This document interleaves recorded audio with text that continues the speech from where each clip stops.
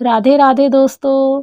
आज हम अपनी इस वीडियो में आप सभी के लिए लेकर आए हैं युधिष्ठिर ने कैसे अनुमान लगाया कि कलयुग में क्या होगा।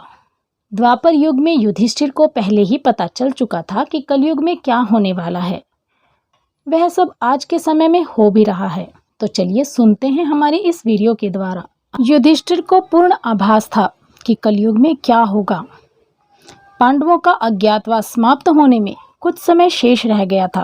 पांचों पांडव और द्रौपदी जंगल में छुपने का स्थान ढूंढ रहे थे। उधर शनिदेव की आकाश मंडल से पांडवों पर नजर पड़ी हुई थी। शनिदेव के मन में विचार आया कि इन पांच में बुद्धिमान कौन है, उसकी परीक्षा ली जाए।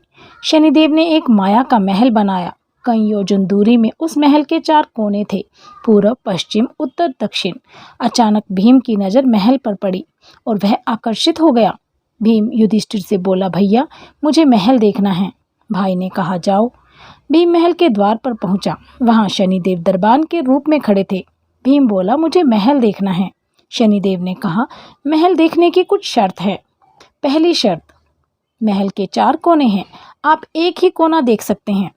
दूसरी शर्त, महल में जो देखोगे उसकी सार सहित व्याख्या करोगे। और तीसरी शर्त, अगर व्याख्या नहीं कर सके तो कैद कर लिए जाओगे। भीम ने कहा, मैं स्वीकार करता हूँ, ऐसा ही होगा।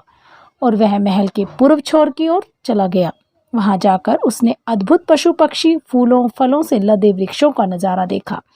आगे जाकर देखता है कि 3 कुएं हैं, अगल बगल में छोटे कुएं और बीच में एक बड़ा कुआं। बीच वाले बड़े कुएं में पानी का उफान आता है और दोनों छोटे खाली कुओं को पानी से भर देता है। फिर कुछ देर बाद दोनों छोटे कुओं में उफान आता है तो खाली पड़े बड़े कुएं का पानी आधा रह जाता है।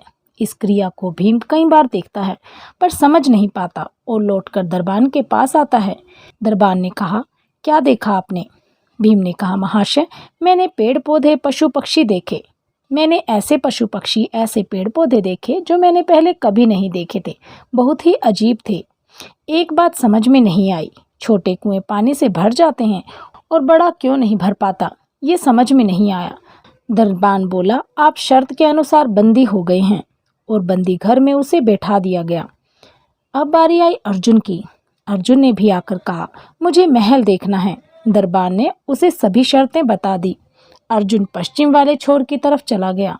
आगे जाकर अर्जुन क्या देखता है कि एक खेत में 2 फसल उग रही थी। एक तरफ बाजरे की फसल, दूसरी तरफ मक्के की फसल। बाजरे के पौधे से मक्का निकल रही तथा मक्के के पौधे से बाजरा निकल रहा था।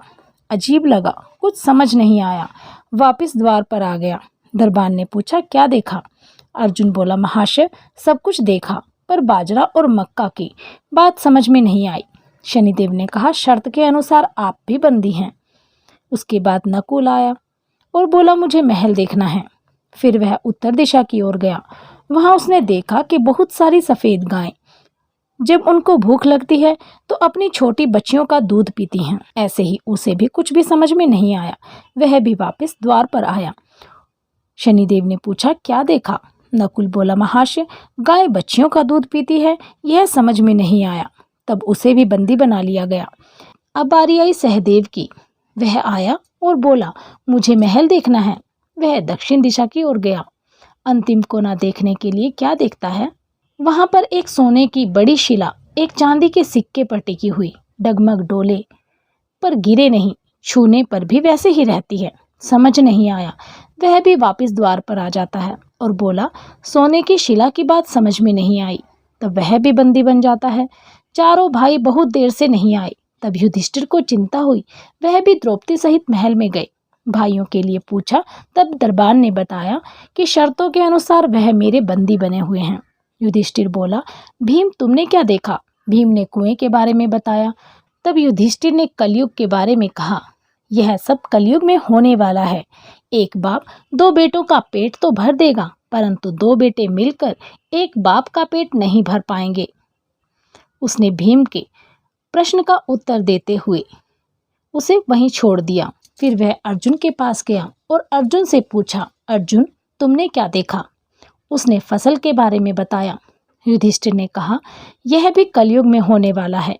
वंश परिवर्तन, अर्थात ब्राह्मण के घर शूद्र की लड़की और शूद्र के घर बनिए की लड़की ब्याही जाएगी। अर्जुन के प्रश्न का उत्तर देकर युधिष्ठिर आगे बढ़ा। उसने नकुल से पूछा, नकुल तुमने क्या देखा? तब उसने गाय का वृत्तांत बताया। तब युधिष्ठिर ने कहा, कलयुग में माताएं अपनी बेटियों के घर में पलेंगी, बेटी का दाना खाएंगी और बेटे सेवा नहीं करेंगे। नकुल की पहेली को सुलझाते हुए युधिष्ठिर आगे बढ़ा। युधिष्ठिर ने सहदेव से पूछा, तुमने क्या देखा? उसने सोने की शिला का वृत्तांत बताया।